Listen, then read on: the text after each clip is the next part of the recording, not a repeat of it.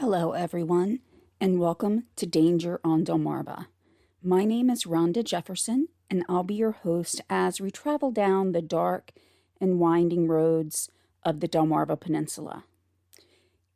If you're unfamiliar with Delmarva, it encompasses all of Delaware, Maryland to the west of the Chesapeake Bay Bridge, and Virginia to the north of the Chesapeake Bay Bridge Tunnel. If you're new here, welcome. And if you're a returning listener, welcome back.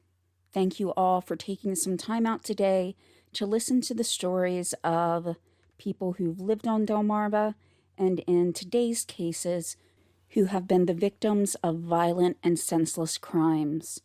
Cases that reach back decades, but hopefully with advances in technology and forensics, maybe one day these cases will be solved. We will be reviewing 4 cold cases. Unfortunately, though, 3 of them have very little information. But the 4th shows that with perseverance, with determination, that even after 4 decades, at least some answers can still be found.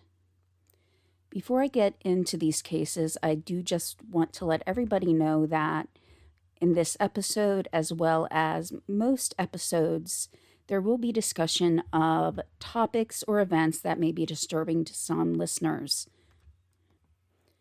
As the cases that I cover usually involve crimes and natural or man-made disasters, there are in most episodes at least the discussion of death. In some instances as well, there could be discussion of domestic violence, assault, or suicide.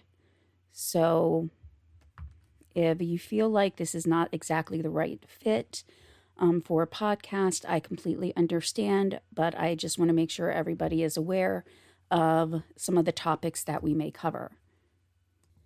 With that being said, let's get into today's stories. I want to start with the case that we have the most information about. This will take us back to 1977 in the little town of Odessa, Delaware. Now, when I say Odessa is small, I mean it is very, very small, and it's also very historic, though. Odessa actually got its name from the Ukrainian city, Odessa. It was originally known as Cantwell's Bridge, but it made the name change in the 19th century. In the 2000 census, there were 286 people with 119 households that lived in Odessa, with the 2010 census now bringing the population up to 364.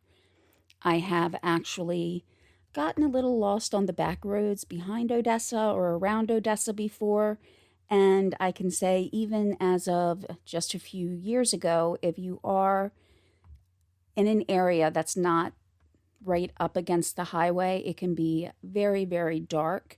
So imagine at that time in 1977 that you're a teenage boy trying to get home. You're on your bicycle and you're riding down one of the dark country roads as dusk has approached. You go by a ditch and you look down and you probably question what you think you see. But you have to go back and look. You have to make sure that you didn't see what you just think you saw. As the young man looked further at the ditch, he realized that yes, he had found the body of a woman. The woman had been found naked and she was actually already decomposing, so this would make identification and, of course, the whole investigation a little more difficult. With the body, there was no form of identification, nothing that they could use to try to determine who this woman was. And this being 1977, they really had limited tools at their disposal to try to find out who she was. They'd had no luck with being able to get fingerprints to run, also using a dental database or looking through dental records of missing people. They weren't able to find out anything either. What most police departments would need to do at that time if they found an unidentified person was first try to identify through a picture or appearance if that was possible, but as the body had been found in a decomposing state, it's not really clear exactly how realistic getting a good composite sketch or picture of her may have been. There were actually no pictures that I could find as far as, say, contemporary pictures, whether they be sketches or anything taken to try to identify her. So even though no article said the extent of the decomposition, it sounds like it may have been pretty far advanced by that point. Really, the most important thing that they had, if it was available, was a missing persons report. They would need to go through any of the missing person reports from the area, and sometimes even needing to extend to other parts of the country to try to match up this person's information to another person who was missing at that time.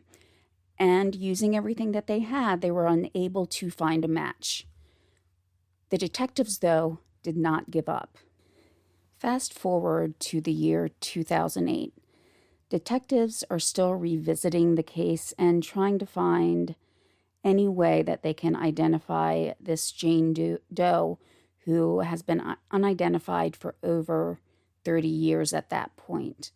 At that time, they submit information to the National Missing and Unidentified Persons System.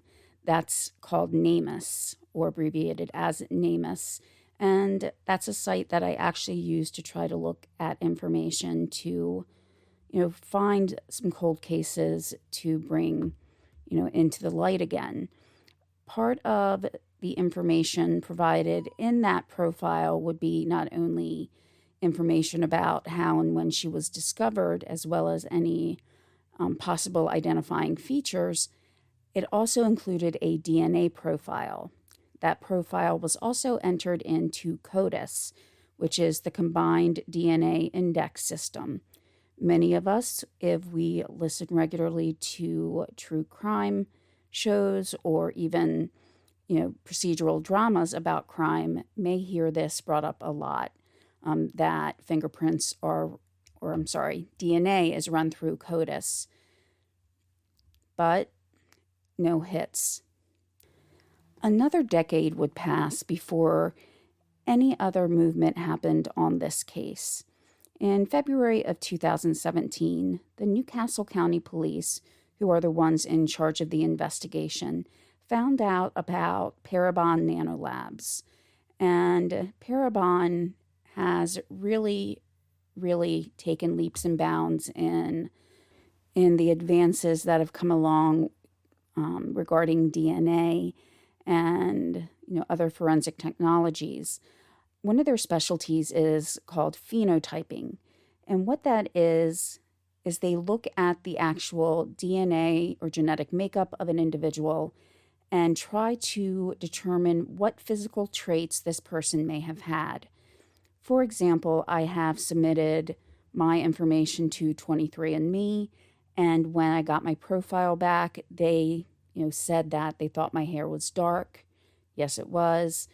They thought, given my background, I probably had a fairer complexion. That's true. So those are just some of the things they look at. And in doing so, they try to come up with a sketch or a picture of what this person may have looked like, and can even try to, given the approximate age, if that is known, make a composite of what that person would have looked like at that age, or even age progress those pictures so we can see what the person may have looked like at different points in their lives. So Parabon did start to look at this and try to create a digital image, which I will have linked in the description. That's where all my sources will be linked. And in one of the articles, there is a picture. And I have to say, while at a glance it may not look exactly the same, the hairstyle was very, very different than what some of the pictures of the person who was later identified, had. So that is something, too, that can make a big difference. But 2 years after that, the Newcastle County Police also happened to be attending a seminar where a man named Stephen Smugareski was speaking. He's a genealogist, and he is from a police department in Maryland, the Montgomery County Police. So the Newcastle police officers talked to Mr. Smugareski after the seminar, and he said that he would help. He started to research the ancestry of the unidentified person using the DNA that they had available. Using resources at his disposal, genealogist, I admit, I've actually dated someone who was a genealogist, and I just find it amazing that a genealogist can look at some pieces of information and be able to build family trees from that, especially going back generations where, record keeping may or may not have been quite as detailed as it is today. But it's given all of these different resources that the Newcastle County Police reached out to that after more than 40 years, they were able to come up with an identity. That identity was Marie Heiser of Pennsylvania. One day prior to the discovery of the remains, Marie Heiser's children came home from school, and their father told them that their mother had left, that she had just packed her things and left, and that was it. Now, of course, any child would be devastated to hear that, I'm sure, and they had questions, but their father just said she had left. He didn't know anymore. Now, at the time, William Heiser Jr., her son, had been at boarding school, and I was not able to find anything that mentioned whether or not the daughter, Sharon, had attended boarding school as well, but we also do not have the exact date or ages of the children when she left. Of course, it's not something, an exact date that they probably would have kept a record of. It just has to be sometime before June of 1977 that their father had told them this. They did have some questions as well, as they did notice that some of her items were still there in the house. But just as a little bit of speculation, I'm wondering if they just thought maybe she'd come back for them, or maybe she just wanted to travel light and only take what was absolutely necessary. But as time went by, they never heard from her. And I also wonder if not hearing from her actually reinforced the fact that she had gone, but instead of realizing she was gone not of her own accord, they thought that she had left voluntarily. However, something did occur that makes me question whether or not, even if she had been alive, would she have been able to contact her children. So who was Marie Heiser? Unfortunately, there really was not a lot of information that I could find to say who she truly was. The articles pretty much rehashed the same information over and over again. She was what most would consider a homemaker, though she did have a part-time job working at a country club in Pennsylvania. She was active in her community, and that's pretty much it. The only other addition is that her son did say that she would take them to the Jersey Shore and they would walk along the boardwalk, And she said that she was a good person. And, he had these memories. He remembered, these fond memories he had of his mother. So, kind of going back to where we were originally in Odessa, when I look at it on a map, it does fall almost equally between three other states: Maryland, Pennsylvania, and New Jersey. So that would be almost an optimum or prime place to try to hide a crime, because if the person cannot be identified, they could theoretically be from any of the states and it not be really a very far distance to drive. But this is really where the information on Marie Heiser stops. Now, before I get into the next aspect, I do just want to say that we have to remember in every case that everybody is innocent until proven guilty. Though I'm sure we each have individual thoughts and suspicions, and even using, percentages when it comes to crime, there is definitely someone who, at the least, would be a very important witness, and at the most, be the prime suspect. And that would be your husband, William Heiser Sr. Now, William Heiser Sr. was a former member of the Philadelphia Highway Patrol. His exact years of service in the police department are unknown, but he did work there sometime in the 1950s into the 1960s. He was part of a troupe as well that would perform at shows on motorbikes. These were considered thrill shows. And at one of these particular rehearsals for these shows, he was injured and was unable to continue working for the police department. Now, the reason, or one of his actions that does make me question whether or not Marie would have been able to contact her children, would have been that he moved. Before the end of the year, before the end of 1977, he had sold the home and moved to Florida. So he had always told his children that he did not know where she had gone. However, if he moves, there's no way that she could have, tried to find them possibly. She couldn't Google their name or an address to try to find out where they were. There wasn't social media. So I have to question why he would move so quickly after she had left. But throughout the years, he always told his children that, that he had no idea where she was. We also do have to question why he never reported her missing. At least that's a question that a lot of people have about this case.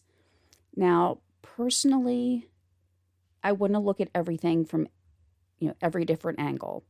So, without knowing what the conversation was when Marie left, if that did in fact occur, we don't know if she said, I will not try to contact you for months, or I need my own space and I'll try to contact you when I'm ready. And if that was the case, then he may not have had really a reason to think that he should report her missing. However, being a police officer or former police officer, he should have known also that it was important to keep, to really keep authorities abreast of the situation if she was in fact gone.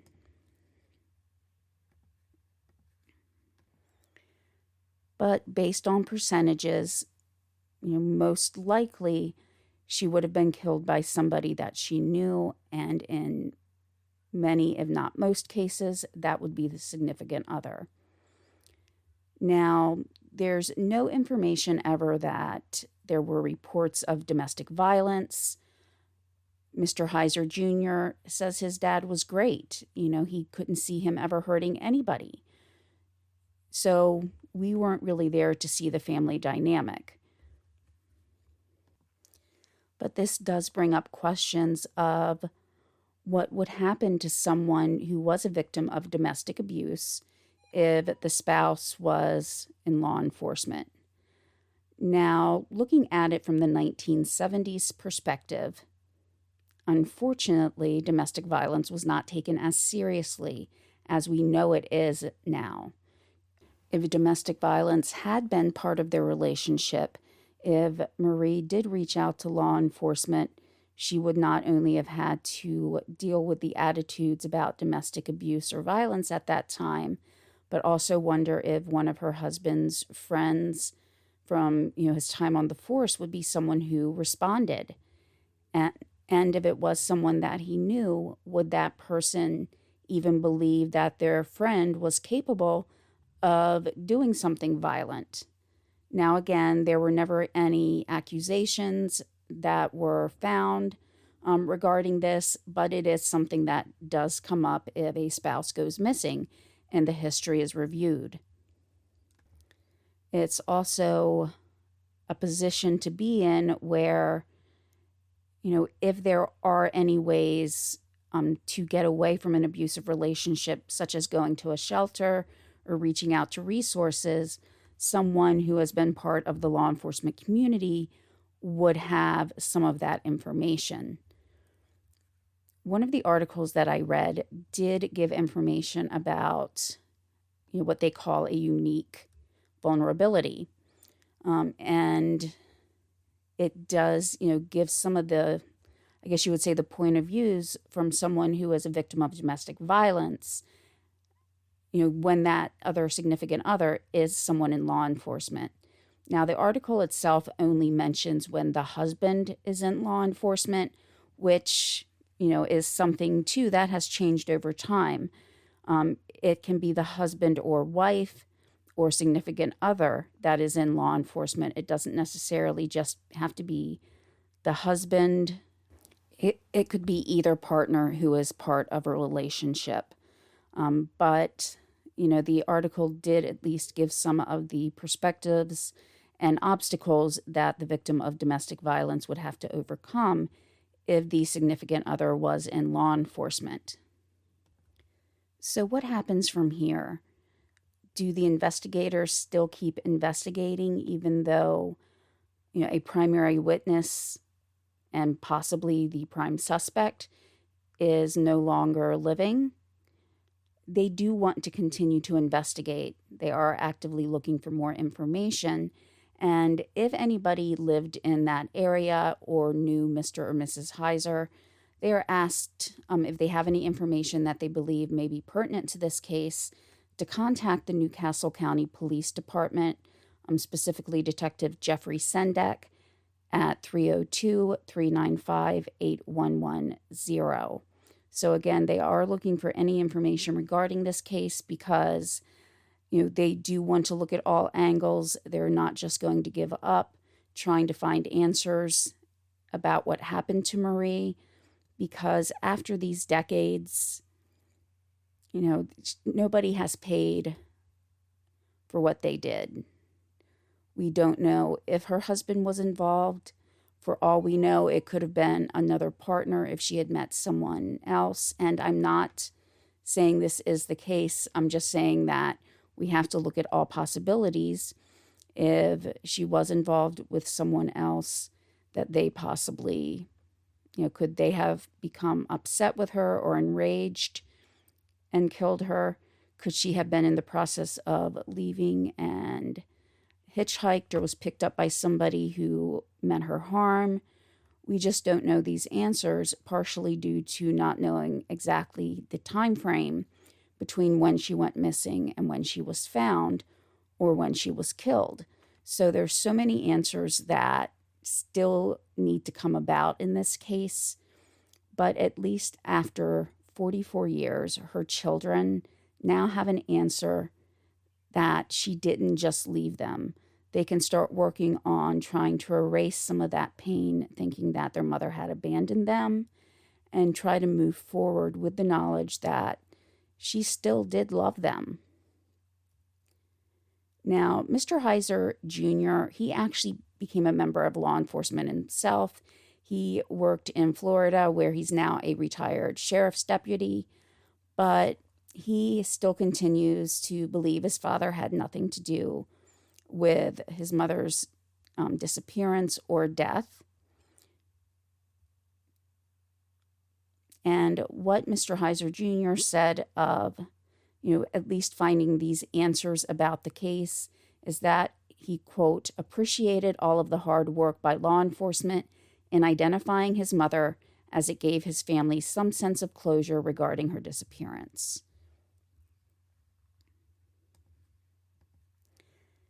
Now, this case itself, I had actually been looking for different cases when I first decided to start this podcast.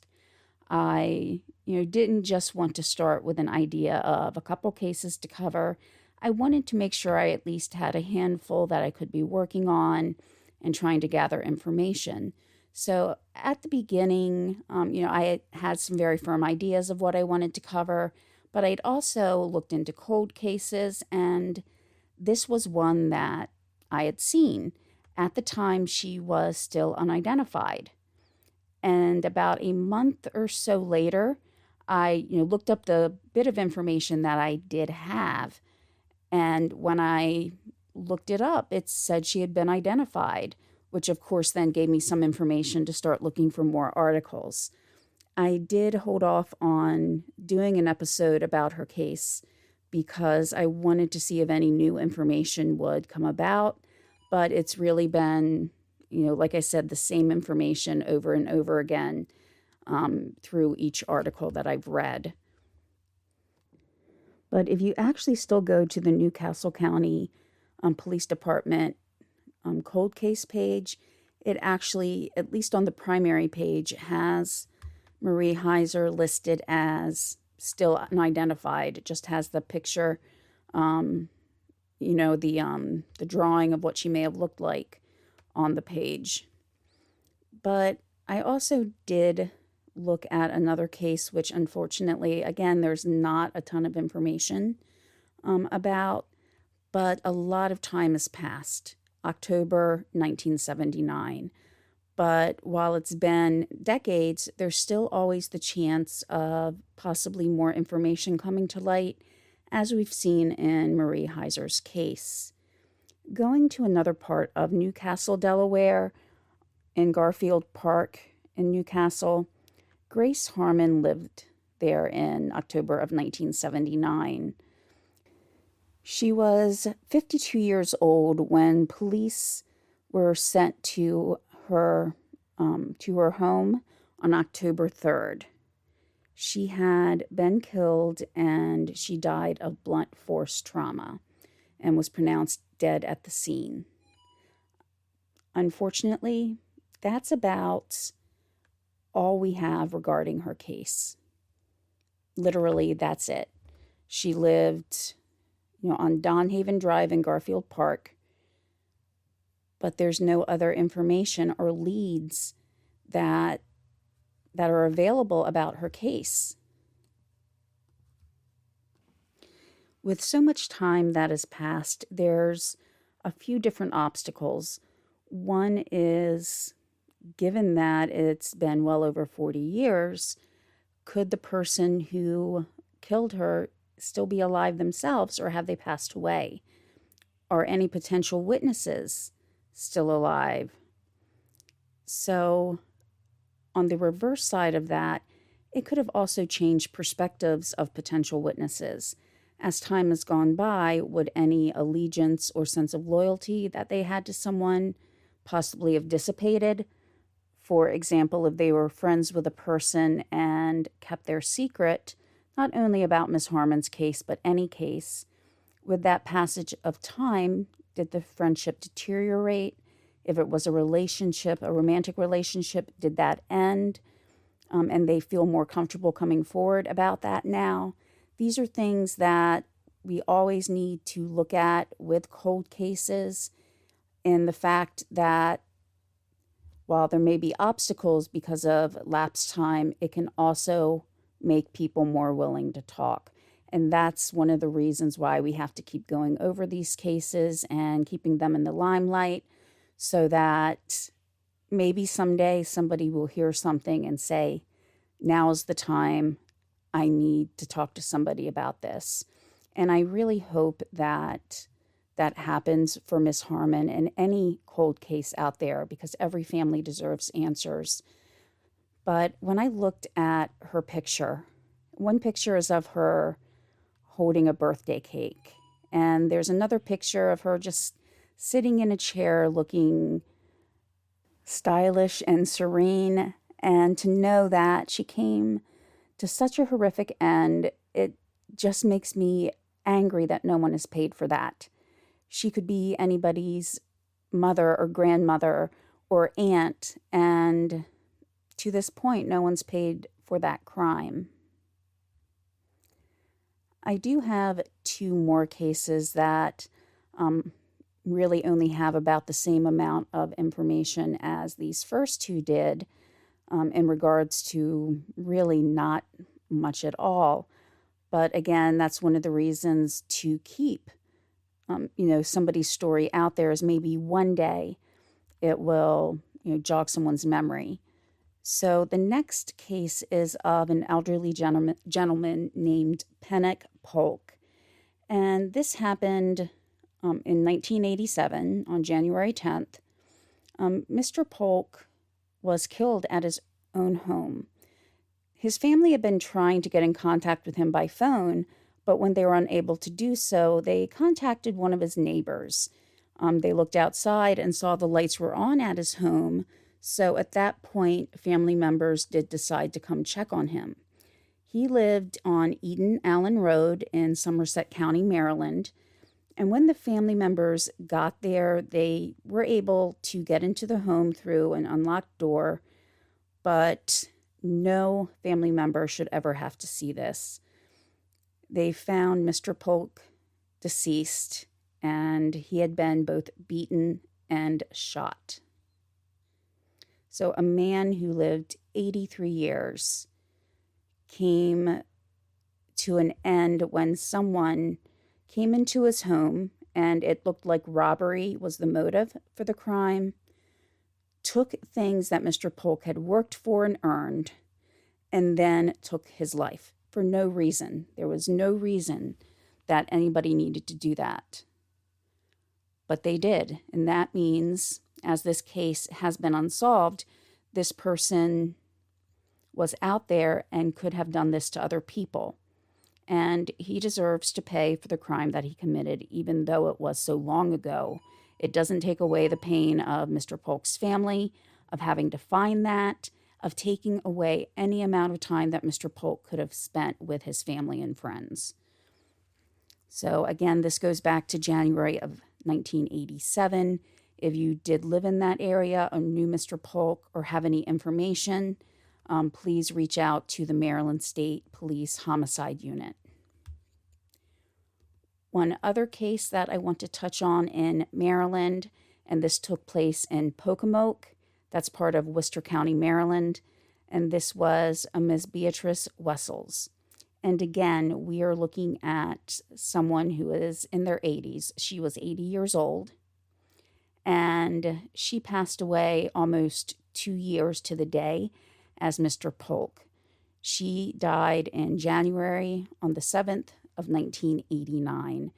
She was stabbed to death.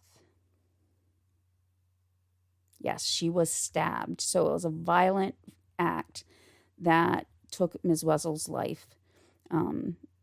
Police responded when a family member, so again, a family member found their loved one after they were attacked and killed.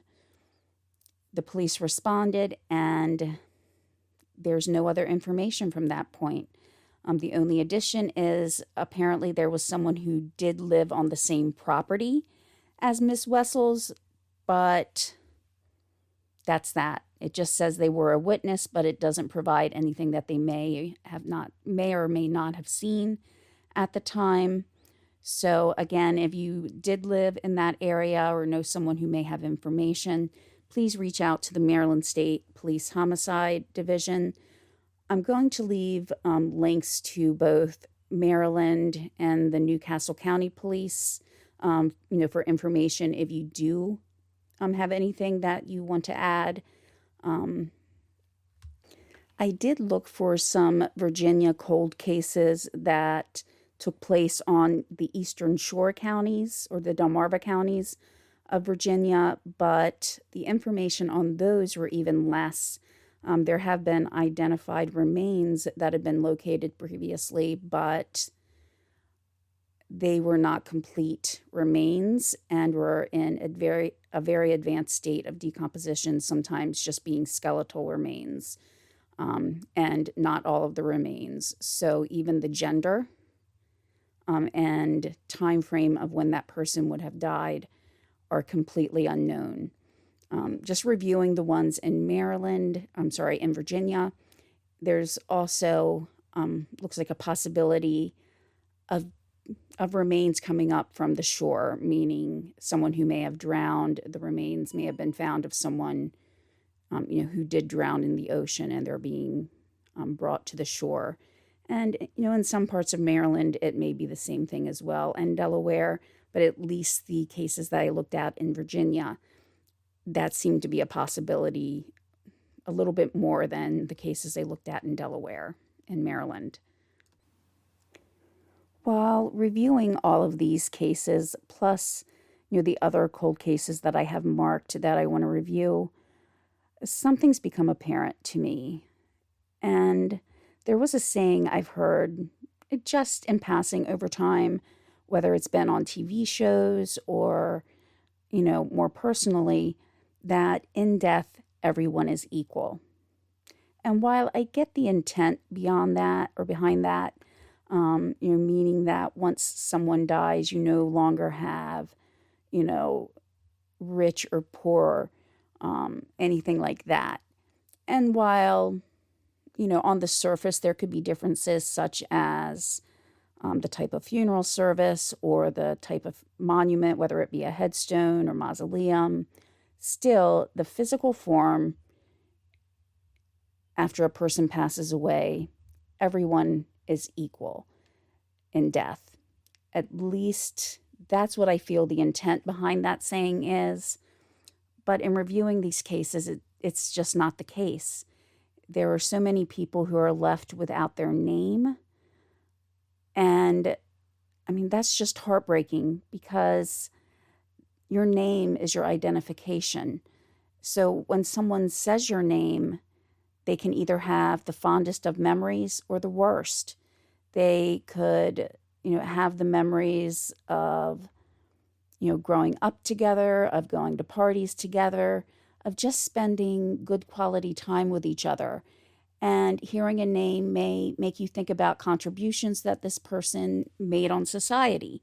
But when someone's left unidentified, they don't have the dignity of being remembered in an accurate way. Just looking at Marie Heiser's case, her children for so many years thought she had abandoned them. That brought them pain. And I'm sure they just didn't understand why she would have done that. So after years and years of searching with, police finally being able to give her her name back, it let her children know that she didn't just leave them, that she probably still loved them just as much as she always had, but someone else took her away from them. So having her name back made the memories that her children had of her be more comforting. So for all those who are unidentified, it's important to give them back their name so that they are remembered with the same dignity and honor that everybody should have in death. And for those who have not had justice served, whose murderer has not been apprehended, families deserve the closure of knowing answers as to why somebody would do something like that to their family member. Not that it matters, because nobody deserves to die even 1 minute before they should. Nobody has the right to take even one breath away from a person. Yet, we looked at three cases where people were killed for no reason. And we hope that after years and years that maybe their killers would be finally given the sentence that they deserve. So I'd like to thank everybody for listening today. I do also just want to mention going forward, I am looking at starting a Patreon or something like that, because what I found, especially in these cases, is it might be advantageous to have access to things like newspapers.com or other archival services where we might be able to find more information. Sometimes when I'm searching for older articles, they're either archived and I'd have to go to newspapers.com. I have tried using the Google newspaper archives, but that's really not as extensive as some of the other sources. I've tried not to, go to a paid site whenever possible. I did sign up for the Baltimore Sun not too long ago because they actually do have a lot of articles about events that took place on Delmarva. So, they had a sale going on, so I did subscribe to that. But I do want to be able to have different resources available. Occasionally, there are actually books about some cases that, I'd like to cover, even though I'm trying to cover, more cases that are not as well known. But I am, thinking about that. And if I do add that, I'll have that linked on or in the sources. I'll go ahead and update that if I do decide to add that. It'll be under the sources and the contact information, just because I want to be able to get as much information as possible. And, looking at other cold cases going forward, maybe there'll be an article or two that provides a little more information than just the 2 or 3 lines that are in some of these reports. I hope everybody found this episode informative in regards to especially things like the DNA and genealogical resources and research that is now available to try to help solve these cold cases. If you have any suggestions as well on cases that you'd like me to cover, please email me or send me a message on Facebook. Honestly, Facebook is Messenger is probably the quickest way to get to me, because I have another podcast too, and I have different emails. So Facebook is probably the quickest. But again, I appreciate everybody. I will talk to you again soon. I'm trying to get onto a every 2-week upload schedule. So, I will do my very best to do that. Everybody, please have a nice rest of your weekend, and I will talk to you again soon.